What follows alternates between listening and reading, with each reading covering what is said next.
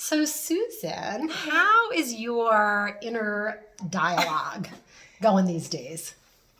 One thing about dialogue, it's really amazing because I really think about that a lot, how we think one thing and then we communicate something else sometimes. So I'm really so intrigued. I actually love to do a play about that. So now I'll be doing plays in addition to our podcast. Stay tuned. I'll let you know about that afterwards. Come to a theater near you. Okay, but my inner dialogue, I've been saying, last night I had some inner dialogue, okay? And I had someone who I love was loving me up and hugging me up and saying, don't you just love these hugs? Don't you just love these hugs? And actually, I really do love those hugs, right? Okay. I would also love something else. Oh, dear gosh.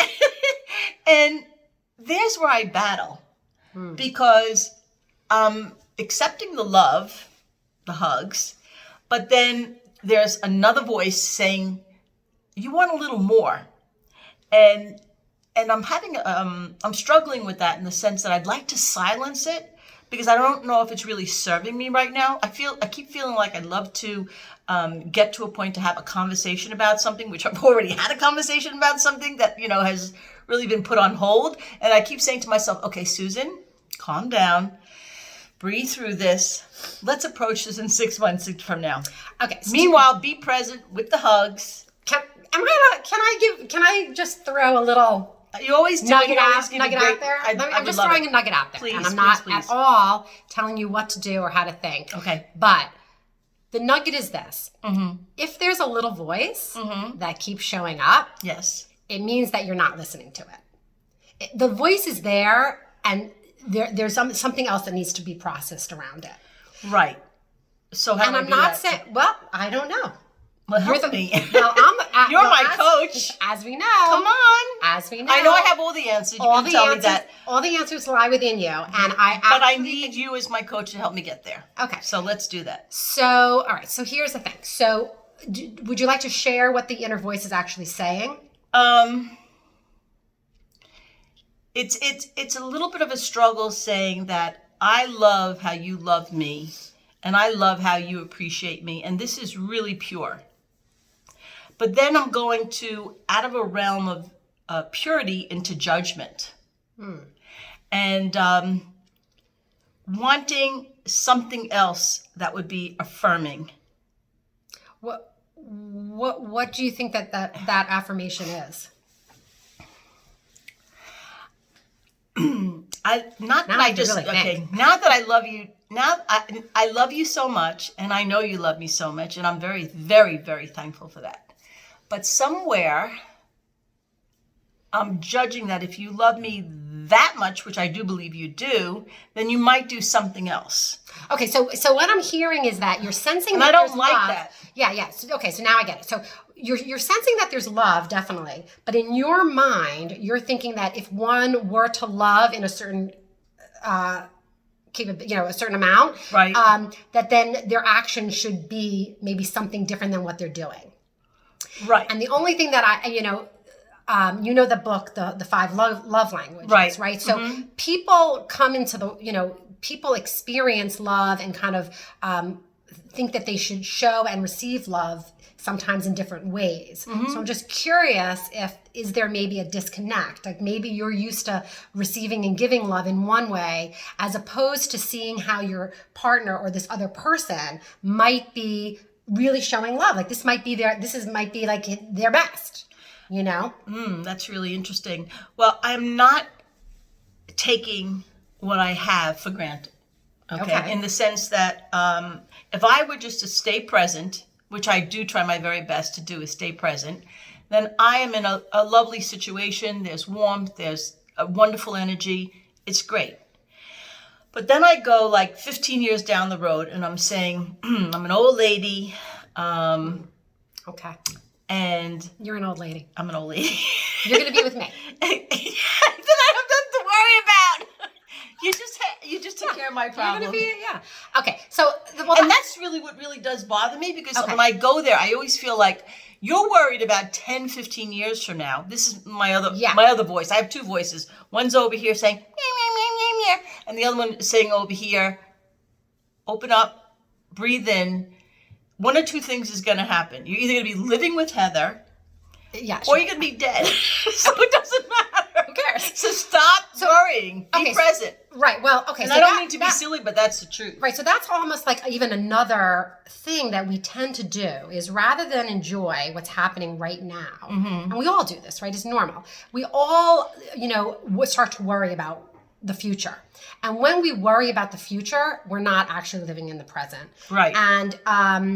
And that's just like free-floating anxiety. Like, we have no idea. Like, we could be hit by a bus tomorrow. Like, who cares? Right? Like, to worry about what somebody is going to do or say to you in 15 years, like, you have a whole life to live. Right. You got to do all those little steps from here to 15 years from now before you can even, like, figure that out. Mm-hmm.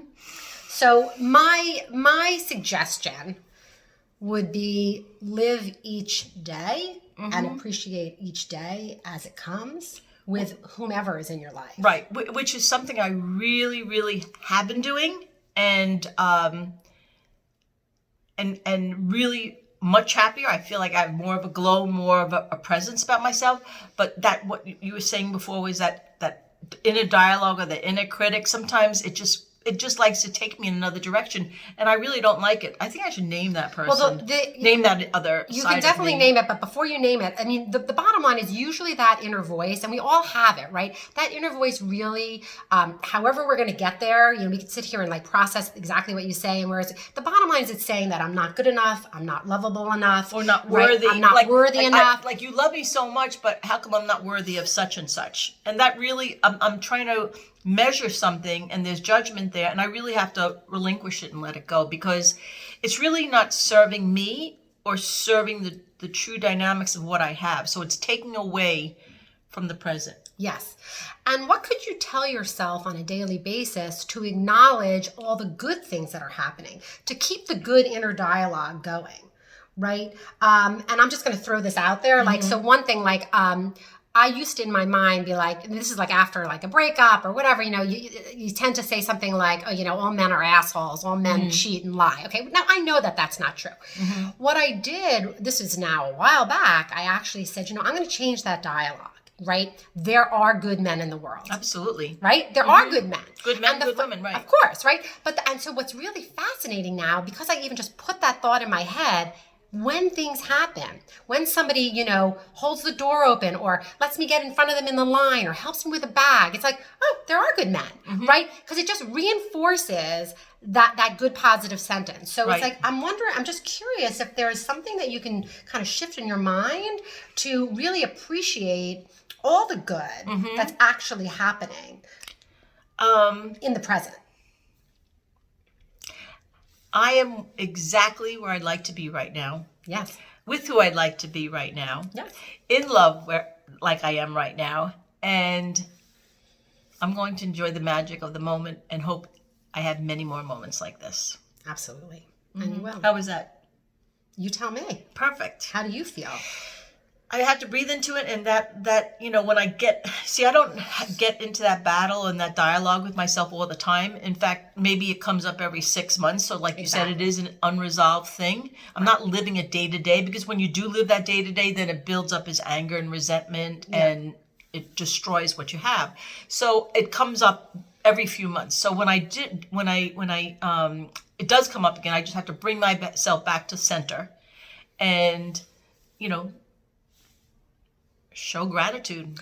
And be present. And the other thing is that, I find that when we say that somebody should be acting a certain way or should be doing something, that's posing our judgments and whose beliefs? Maybe it's your parents' beliefs. I don't know. But the bottom line is that then you're really not accepting somebody as who they really are. Right. Right? Like, how do you say like, oh, I'm going to love you, but only if you do X, Y, and Z, right? If you're going to love somebody, that's your partner. Like that's you got to accept and love them for exactly who they are. And I know it's so easy to say. No, but it really is true. I do accept, and there, what I'm saying is that that there's a need that I'm looking for that I don't even know if it's realistic, and there is a judgment associated. It's not a judgment really of the other person as much as of my own